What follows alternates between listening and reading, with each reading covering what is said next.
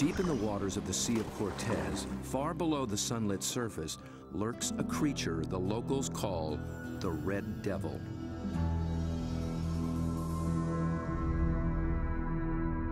It is armed and dangerous. Its writhing limbs come equipped with 1,000 suckers, each full of flesh-tearing teeth. These devils come in the dark of night, rising from the abyss to within a few hundred feet of the surface. They are large, aggressive, in-your-face squid called the Humboldt. They're one of the most formidable predators in the ocean, and almost nothing is known about them.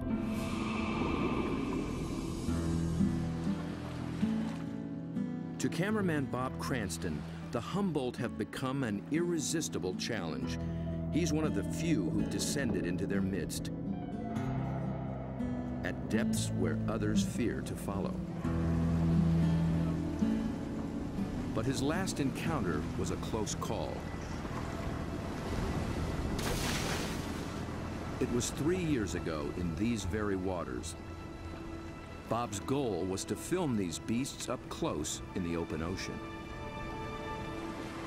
The usual white filming lights create a circle of light that acts like a wall, keeping the squid at bay.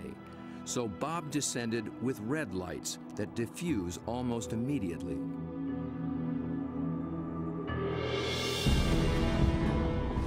Suddenly, the squid were too close. For an instant, it seemed they would tear him apart.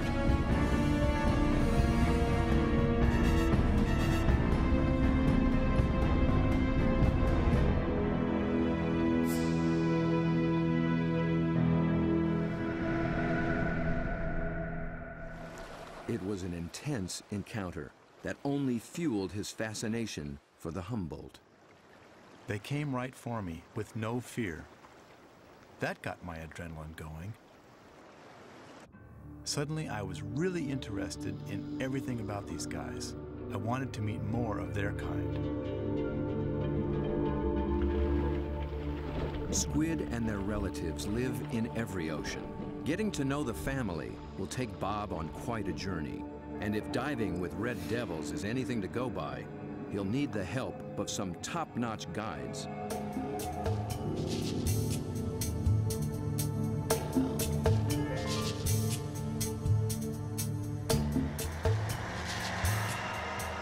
Bob begins his quest far to the north in the dark, cold waters of the Pacific Northwest.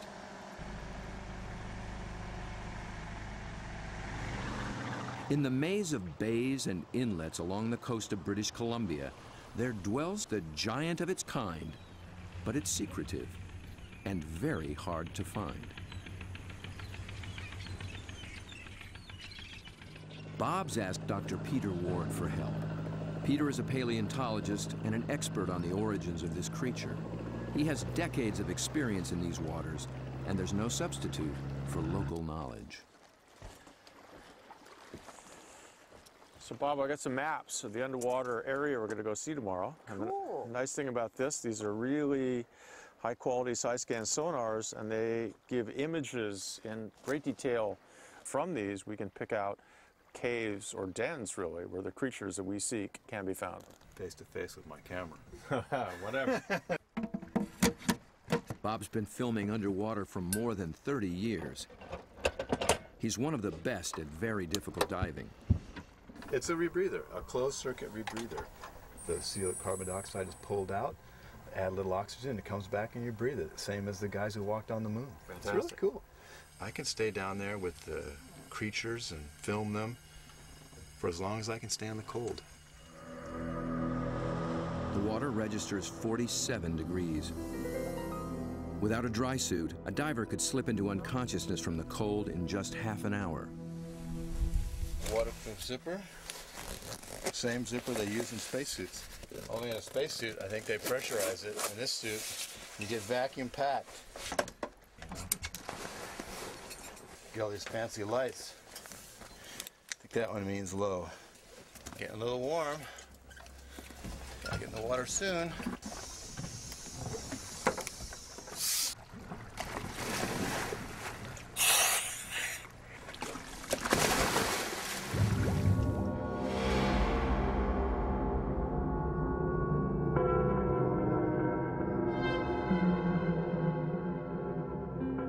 These gloomy green depths are called the Emerald Sea, and although cold, they are rich in oxygen and nutrients. The combination allows creatures to reach enormous size. Down at 60 feet, Bob and Peter pick up a trail of broken and discarded shells. A dead giveaway. Something strong and very hungry has come this way, and often.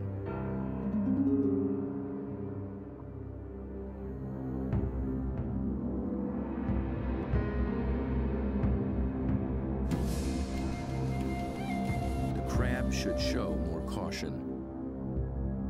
It's up against a devious and determined predator.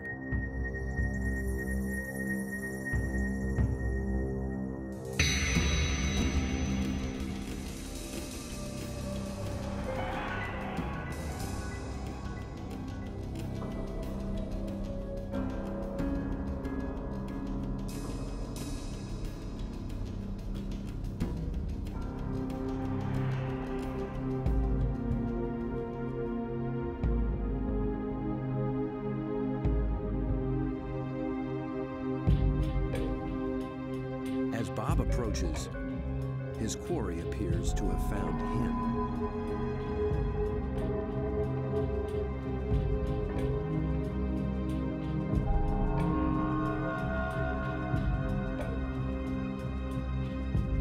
A giant Pacific octopus.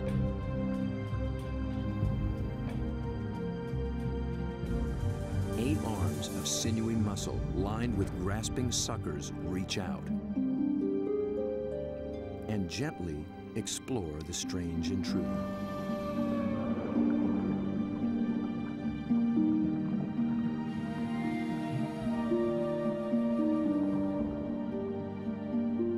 A giant can reach 20 feet from arm tip to arm tip and weigh in at 200 pounds. It's the largest octopus in the great clan called the cephalopods, the group that unites the octopus and squid. It's an ancient tribe, the first large predators in the sea.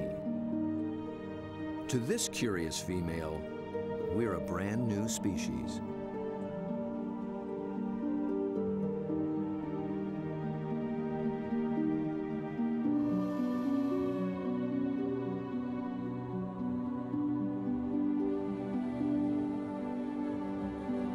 Cephalopod means head-footed, a good beginning in deciphering the octopus's amazing design. The head and body are encased in a large, soft sac, and the foot, derived from its distant relatives, the clams and snails, has become a siphon, a water jet to propel it in any direction.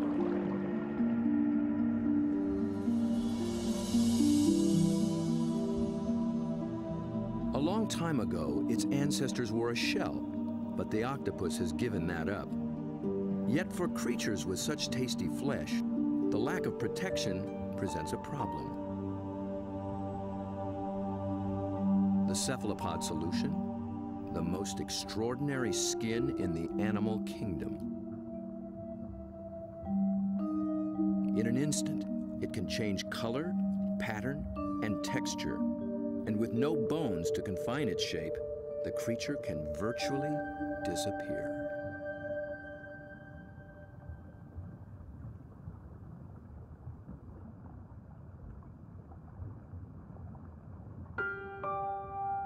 Another female lies sequestered in her den, tending to her brood of eggs. She lays up to 100,000 just once in her life. When they hatch, she will die. These clever, curious creatures won't live long at all. Their entire lifespan is no more than 3 or 4 years.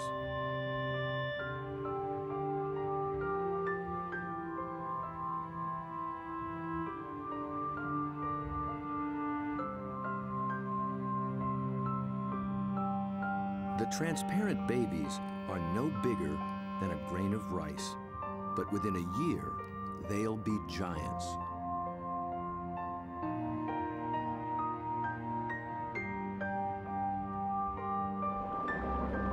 while the lives of these complex beings are all too brief, their line reaches back 500 million years, long before sharks began swimming the seas. This would be a great spot right in here. Peter Ward has spent 35 years delving into cephalopod family secrets. He's brought Bob to a special outcropping of rocks. They were once well submerged in a much warmer sea and still hold a record of that long ago time. Fossils are found in these rocks, fossils of relatives of the octopus, actually. They're called ammonites. And how old are they? 80 million years in age. 80 million years. That's true. That is old. Back in those days, cephalopods made beautiful curved shells. If you dig long enough and hard enough, you can find some beautiful stuff. This is an ammonite. It's a fossil that is actually the direct ancestor of octopus. So this is an ancient cephalopod. It's related to the chambered nautilus, so the tentacles sat here and swam about. A shell is a mobile home and a defense against predators, but it's so cumbersome it makes swimming difficult. Of the almost 1,000 kinds of cephalopods alive today, only the nautilus still wears one. It's a living fossil, puffing along the reefs of the Indo-Pacific as though nothing has ever changed.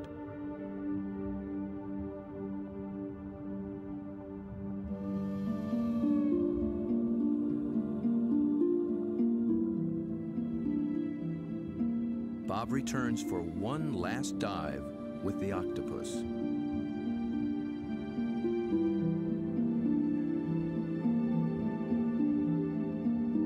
I couldn't resist bringing her a treat. All cephalopods are carnivores, and they love crabs. This creature actually reached out to me. I could sense her interest, her intelligence. I could see it in her eyes. There's something about the eyes of these animals just draw human observers in, and especially with the octopus and the cuttlefish, they definitely make visual eye contact with you and maintain it. Dr. John Forsyth studies these creatures' amazing physiology and complex behaviors. And I've come in and played games with octopus where I'll duck down and they'll raise up and look at me, and then I'll raise up and they'll duck down, and this will just go on for 15 or 20 minutes. Like this guy, I can barely see him over there, but when I look up, you know, see, he's coming up. Because I think they look for our eyes. I think they try to make contact with our eyes as well. And I think that's what draws us into watching these animals. Whereas a fish, sometimes I look at a fish and I'm not sure where it's looking. They just have these blank, cold stares. But with a cephalopod, it's really never like that. At the National Resource Center for Cephalopods in Galveston, Texas, John maintains quite a collection. There are several kinds of octopuses, a school of small squid, and another relative, the cuttlefish.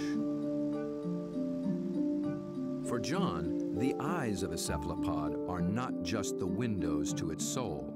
They tell you a lot about how the animal lives. The octopus has a rectangular pupil that captures light reflected off the sea floor. Squid's large round eyes are adapted to seeing darting prey in the twilight of the open ocean. Cuttlefish dwell in both worlds, and their complex eyes can actually change shape to accommodate their travels.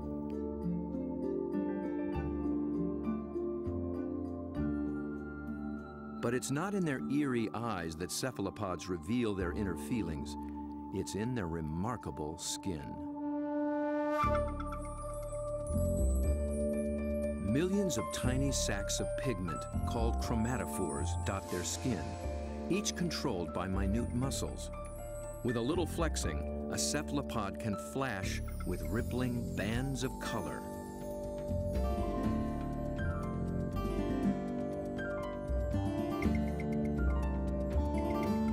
any sort of excitement, danger, desire, aggression, passion, and their skin lights up.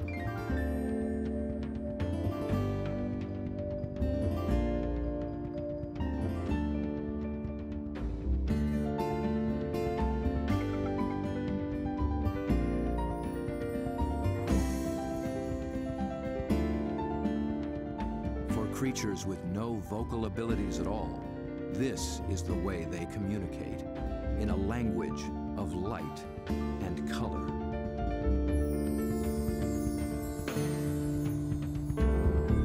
And like an octopus, a cuttlefish can transform its texture, matching its surroundings, hiding in plain sight.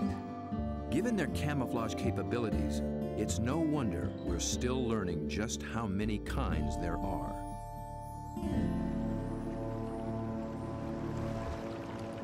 One of the hotspots for new discoveries is the narrow Lembah Strait off North Sulawesi in the island chain of Indonesia. It's a pretty scenic spot. They put it out pretty joint, isn't it? I mean, it's magical. John and Bob have come here looking for new species of cephalopods. It's a place primed for strange adaptations. In the shallow, warm water, light and temperatures remain constant, but the channels, inlets, bays, and lagoons create many small separate habitats, and that leads to high diversity. This is John's fourth trip to Lembah Strait, and each time something surprising turns up. He's brought Bob to a spot called Ritaklari, which in local slang means the muck.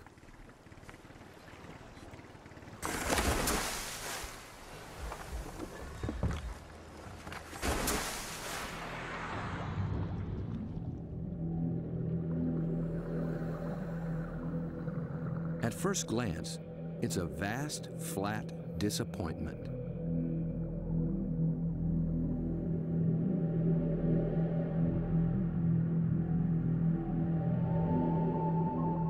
But wait here quietly, and a lot of what looks like sand begins looking back.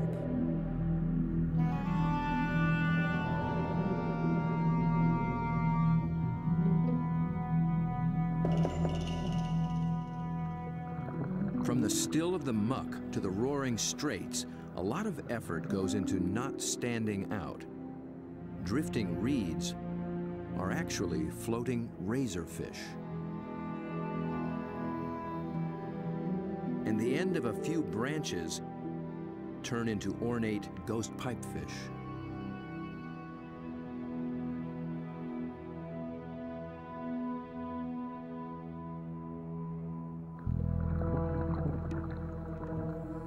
Out in the high-speed tides and swirling eddies, fish work hard to keep their footing, digging into the bottom with spine-like fins.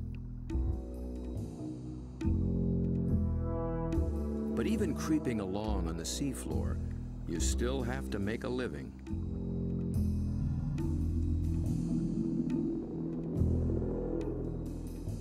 A harmless-looking weed rolling in the current is a hairy frogfish trolling for a meal.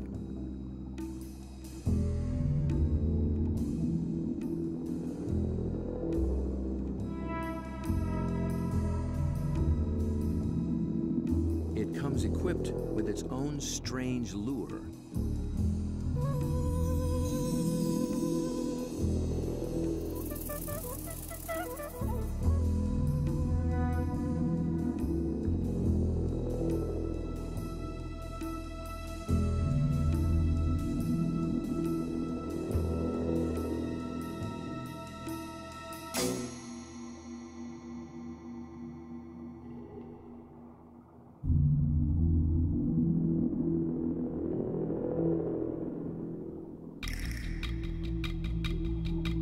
The sand offers the best retreat, but the crab has already been spotted.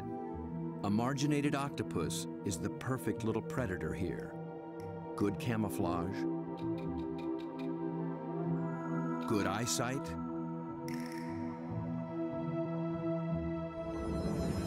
good grip.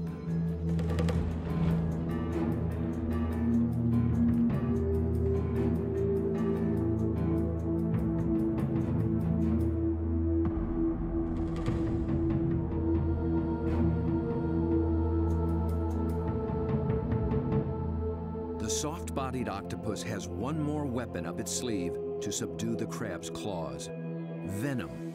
It finds a chink in the crab's armor, injects a neurotoxin, and the struggle is over.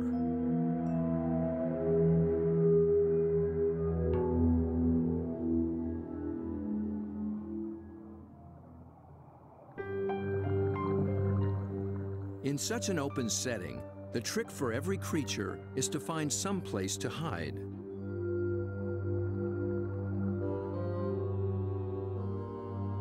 An octopus fits in just about anywhere, and John finds one tucked into a piece of discarded pipe.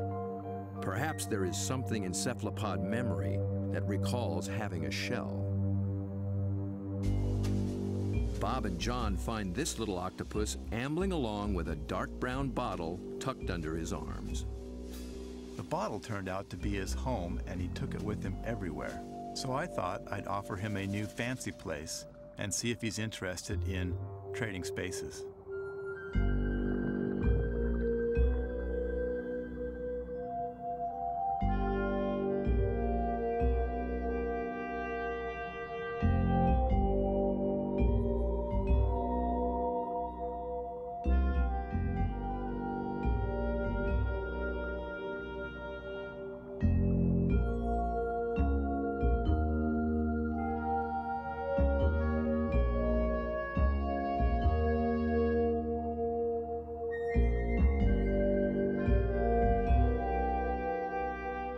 I began to worry he might get confused by this clear glass and wouldn't remember how to get back out.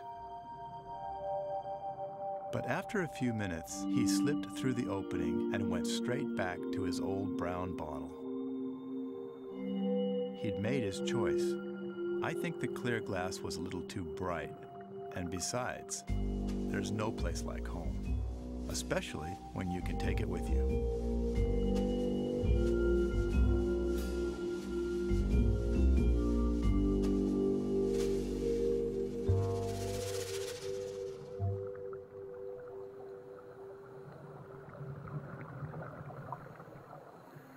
In the husks of old coconut shells, they find the pearl-like eggs of one of John's favorite creatures. It's a tiny cuttlefish that's seldom seen after it hatches. It remains so small and well camouflaged that it takes great practice to find it.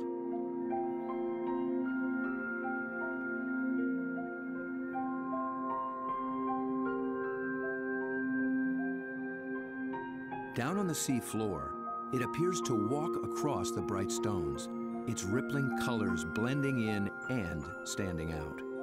It's called the flamboyant. The flamboyant cuttlefish is really in a class by itself, even among cephalopods in a lot of ways. First of all, the vibrant, dynamic, bright colors, the brilliant yellows, the magentas, the pinks and browns. It adds on top of that these passing clouds of color as it's stalking, looking for prey. And of course, that's happening in living skin.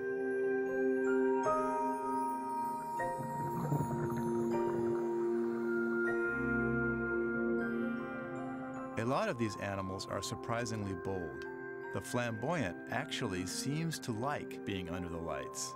It begins hunting as soon as we start filming.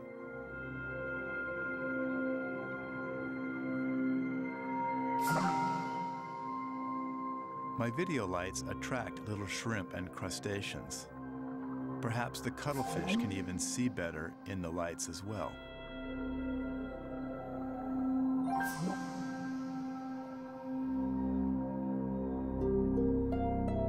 It's only when John sticks out an enormous hand that we see the scale of this little hunter. Next to a 6-foot Humboldt and a giant octopus, it's hard to believe it's one of the family.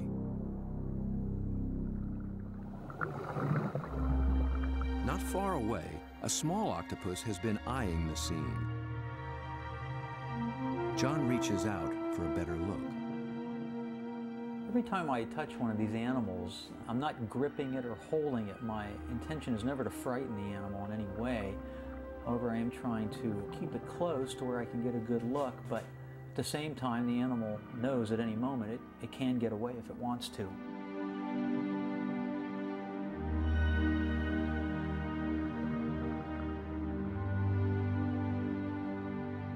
This octopus gets away all too soon. John thinks it may be a brand new species never seen before.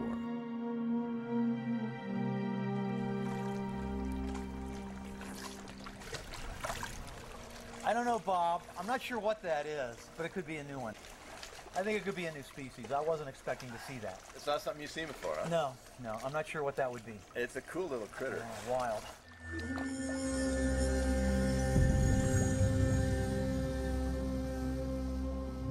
The waters of Sulawesi are full of new discoveries, and one is an octopus designed with a special brand of disguise. It lives in the same waters as the banded sea snake, whose bold stripes announce its potent venom.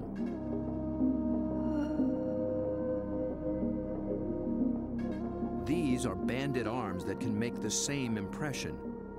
When disturbed, the octopus flashes and intensifies the stripes, becoming a sea serpent, coiled and deadly.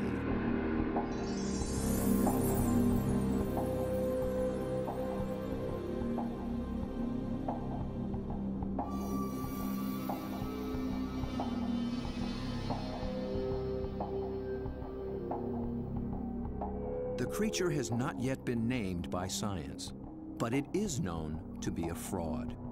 It's a shy nocturnal octopus, and unlike the snake, its venom is virtually harmless. Its stripes are simply a ruse to intimidate would-be predators.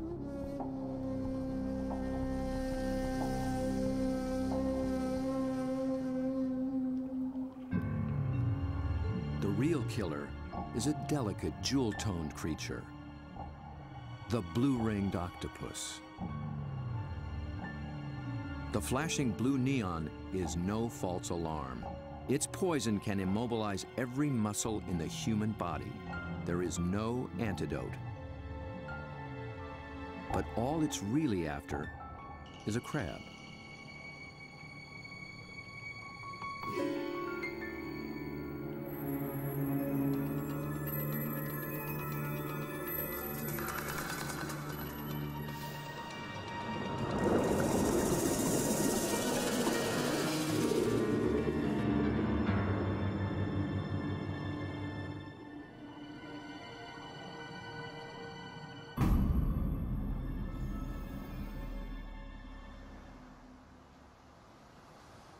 The blue-ringed is notorious along the coast of Australia, but it's one of Dr. Mark Norman's favorites. As curator of marine invertebrates at Museum Victoria, his fieldwork in all 7 seas has revolutionized what we know about cephalopods. It's really hard to estimate how many species of cephalopods, or in particular octopuses, we have worldwide, because we're still in the period of discovery. They thought there was about 100 species of octopus in the world, and we've found 150 new species in the last 10 years through the Indian and Pacific Oceans and Australia and up through Asia. And these groups of animals, it's not hard to find new species. Almost everything we touch is new.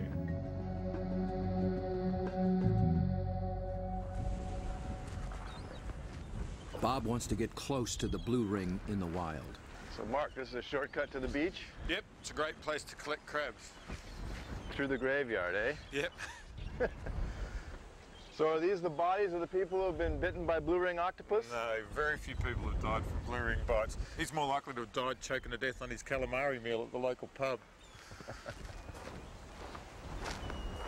So this is where the crabs live? Yep, they hide up here at low tide under the rocks. As the guide to the blue ring, Mark starts Bob off with their prey. Lots of little crabs. Yeah. You need a nice juicy one. There you go. Good claws on that. That'll take your arm off. It's an ironback crab. You can appreciate why the octopus has to get rid of the crab's claws as quick as possible. Knock them out. When the octopus bites them, it actually goes for those soft gaps in the junctions, like the elbows where the the arm is a bit thinner, or else they bite them right on the eyeball, and the poison goes straight down the eyeball and into the brain. So they end up paralysing the animal instantly and putting these claws out of action.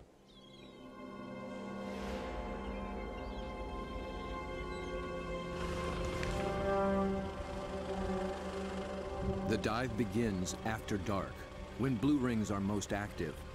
And it's not off some wild, remote beach. The deadly blue ring lives just beneath the town pier.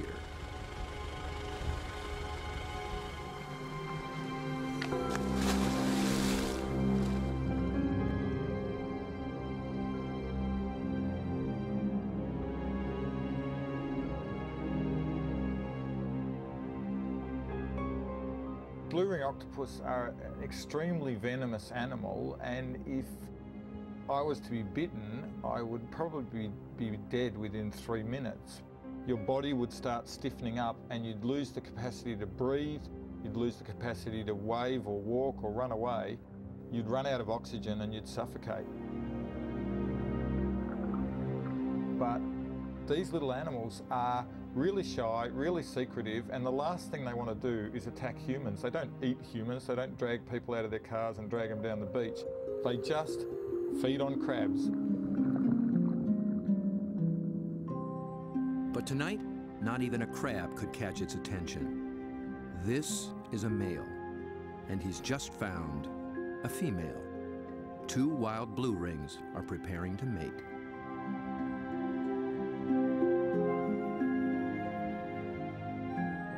They keep their colors subdued to avoid attracting attention, especially from competing males. No flashing their electric blue. A temporary aquarium helps Bob film what happens next.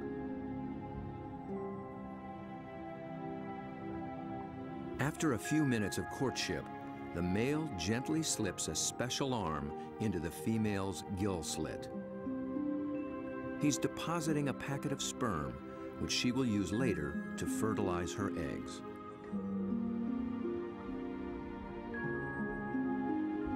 It's the end of their relationship, and most likely the end of his brief life. That was all he needed to accomplish. Just beneath the very same pier is another cephalopod almost never seen in shallow water. New research finds that they too pack a poisonous punch. But their bright little stripes have earned them a harmless nickname, the pajama squid. I think these cephalopods are the closest to the cartoon characters. Their little black and white suits and their little frilly lashes behind their eyes and the yellow on the top of the eyes, they're just straight out of a comic book.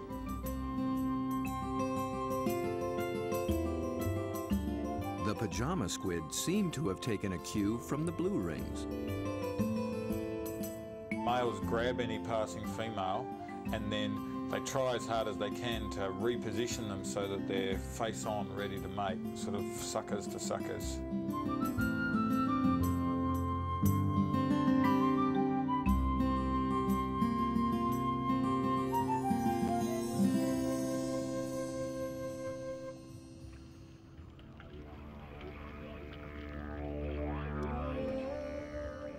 The mating season is also picking up off Australia's southwestern coast.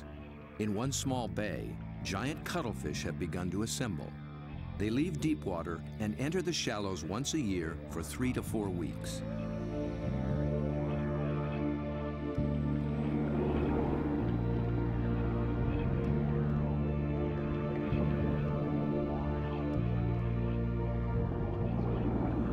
The males are 3 feet and massive, with 8 flowing arms and 1 all-consuming purpose.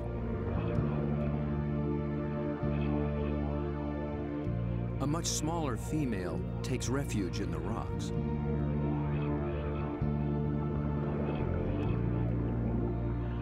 The males waste no time taking on their rivals. They flash and ripple with aggression. Their control is so subtle that they can isolate and flex just the flank facing the opposing male. The other flank communicates a solid, dependable side to any nearby female.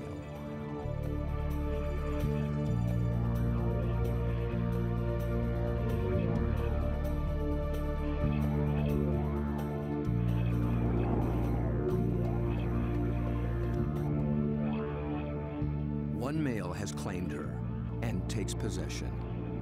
He'll guard her now, keeping her beneath him until she is ready to lay her eggs. Jules, you around here somewhere?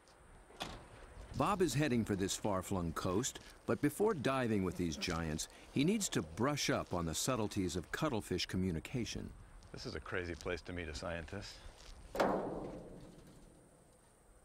Julian Finn is a leading expert on the intense social dynamics of the cuttlefish. He comes to this junkyard to scrounge up special equipment for an interesting experiment. Hey, Jules. Over here, Bob. Oh, okay. Oh, there you go. Yeah, it's You into lots old of stuff. cars? Oh yeah, I love them. I've got a number of old cars and plenty of treasures in this place. Cuttlefish Well, speak it's a visual some kind of language, place, huh? Yeah, for and sure. What Julian do you got? wants in on the conversation. Cars, but also got a few ideas about making something to use on these cuttlefish in Whyalla, trying to get a bit of a different shot. So Looks like junk to me. Meanwhile, the cuttlefish continue to gather.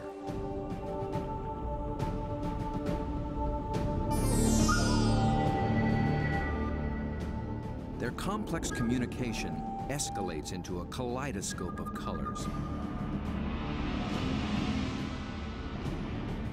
Opponents toss each other in the rolling tide, and things start getting rough.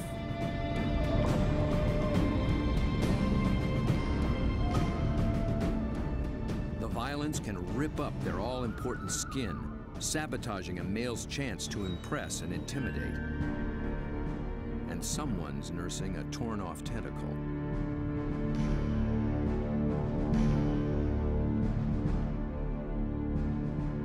In a temporary standoff, a large male guards his female from two other heavyweights, while a little male, too small to take seriously, hovers on the sidelines.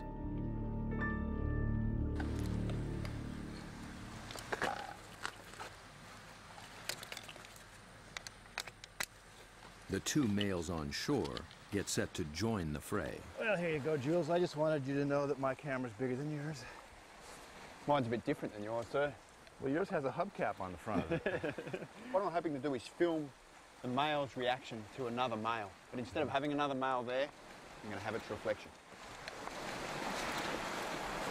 It's when males are the same size that trouble starts, and Julian will present one with its very own reflection. He's studying the displays and the intense competition. He intends to provoke a fight. He approaches a large male who immediately responds.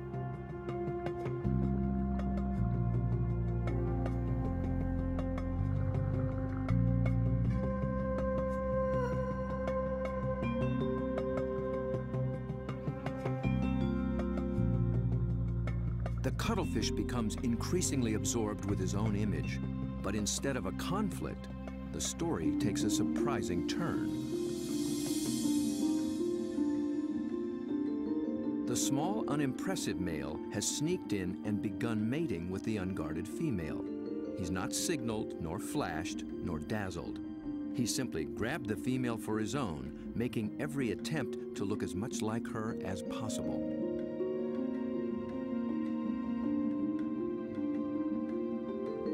The aggressive male makes no headway with the mirror and finally moves off to resume his duties.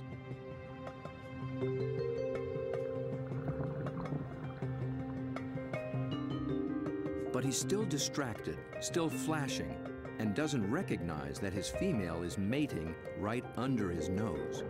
The little male looks so like another female, he doesn't see the threat.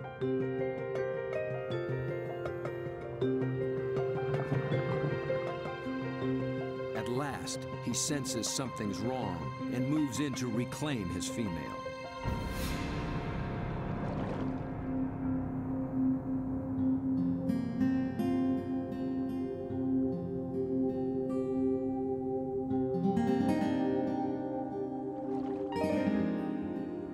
To re-establish their relationship, he presents her with the gift of a crab.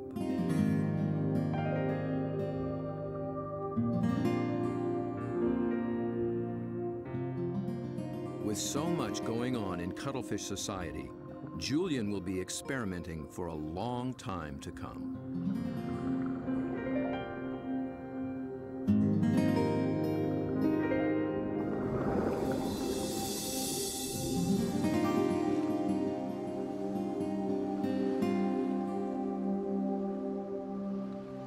Julian's attempt to interact with the cuttlefish and crack their code has given Bob a daring but dangerous idea.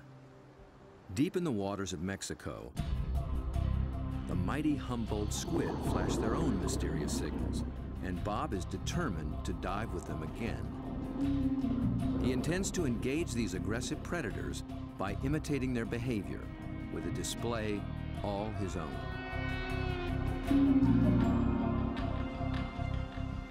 Mark Norman and Julian Finn think he's close to crazy. Sure, you've got the blue ring octopus that can kill you within a few minutes with the poison, yet there's something scarier about a squid that can rip off your flesh and tear out your throat, so to speak. I think you'd be really sensible to work with shark cages with those animals, because the stories I've heard are these massive animals that will effectively skeletonise a cow in a minute because they're such voracious predators. Bob Cranston has no intention of taking this advice. His whole goal is to interact with these squid on their terms, in their world.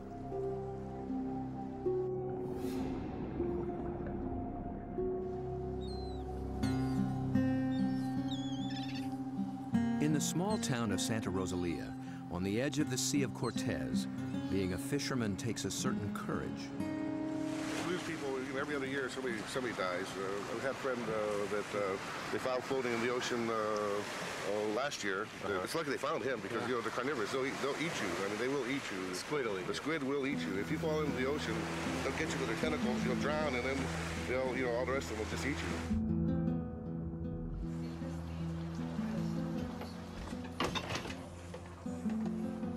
Despite their dread, these fishermen face the Humboldt on a nightly basis. Bob will need their help if he hopes to find when and where the squid are rising.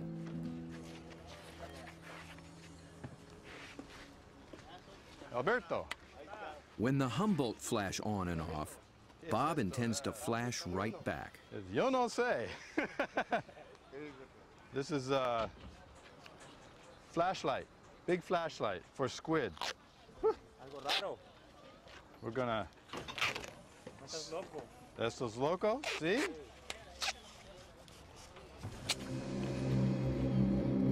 Bob knows perhaps better than anyone just what Humboldt are capable of.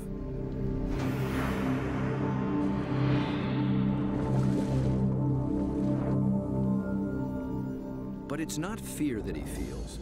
It's an intense fascination for such alien creatures in a world so different from our own. For me, there's just something about these animals.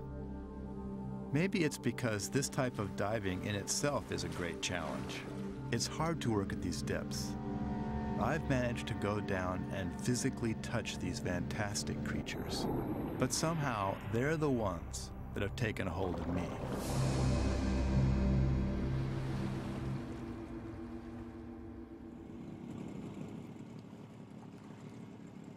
He's 12 miles from shore. Aside from his assistant cameraman, there'll be no backup down below, and no source of help at all topside. There's not so much as a radio on this little boat. These are small boats. It's a big ocean. There's a language barrier between me and the fishermen who think I'm crazy to dive in the water anyway. If I disappear and drift away from this boat, the fishermen will just think the squid ate me and they won't even bother coming to look for me. Yet Bob has confidence in his own experience and in his plan. I've made up this light tube and filled it with strobe lights. The idea is that the Humboldt squid flash for communications. They flash at each other, they flash at the divers, and so I hope to elicit some kind of a reaction from these animals with this light tube.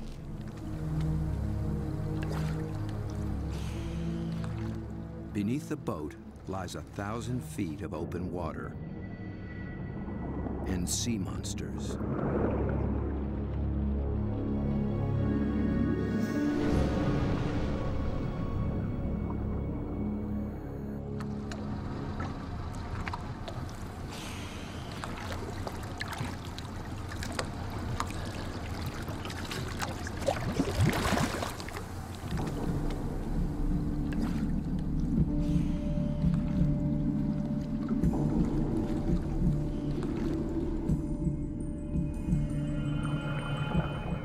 Descends, his homemade lightsaber a beacon in the utter darkness.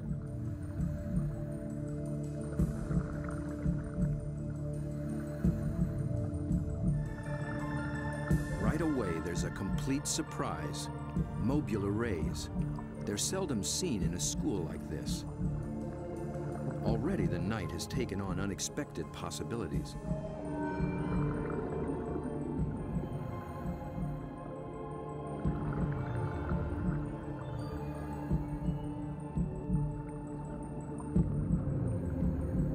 With his depth gauge reading 150 feet, Bob figures he's in squid waters. He powers up.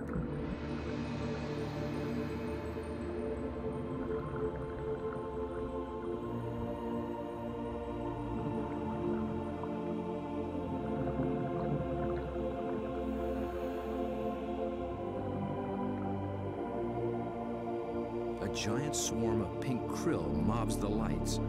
Suddenly, Bob's in the middle of a midnight feeding frenzy.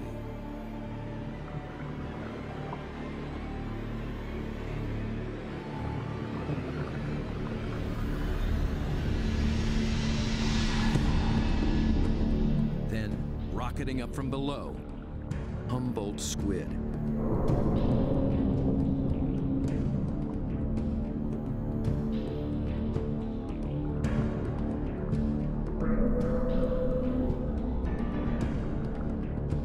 Flashing red and white.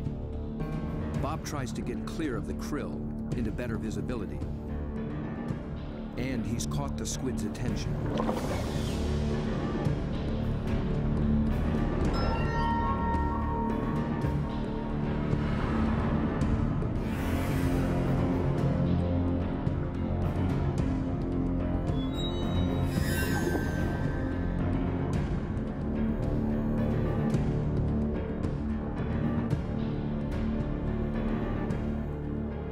Transfixed by this enormous eye up from the deep. I can sense this creature thinking, but I can't imagine what.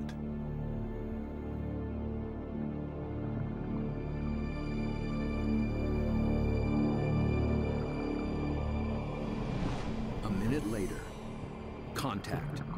The squid grabs hold, testing the light the only way it can.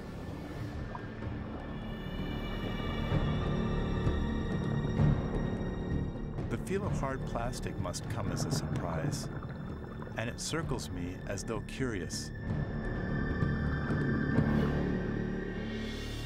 Then, it comes back for more. This time, the aggression is gone. It just seems interested. Amazing.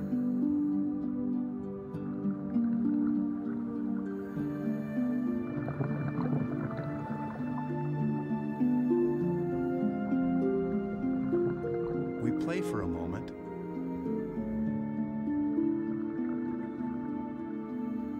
Then suddenly, it's over.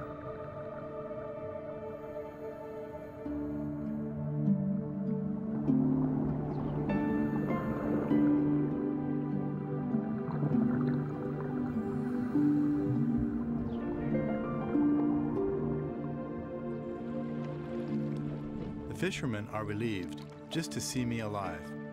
But I climb back in the boat, knowing something remarkable has just happened. I danced with the devil down in the deep, and I'm already thinking about the next dive.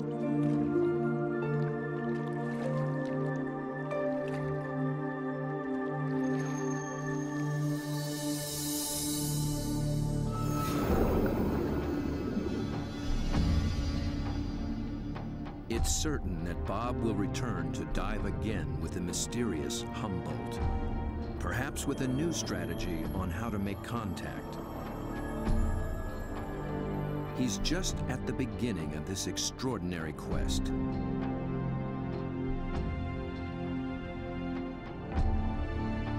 But who will he meet next time in the waters below? Friend or foe?